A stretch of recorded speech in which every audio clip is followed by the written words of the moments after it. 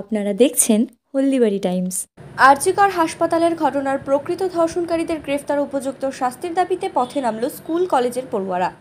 শনিবার সকাল 11টা নাগাদ প্ল্যাকার্ড হাতে হলদিবাড়ি শহরের পুরনো হাসপাতালের মাঠ থেকে স্কুল কলেজ পড়ুয়ারা মিছিল শুরু করে। শহরের বিভিন্ন পথ অতিক্রম করে পুনরায় পুরনো হাসপাতালের মাঠে এসে মিছিলের পরিসমাপ্তি ঘটে।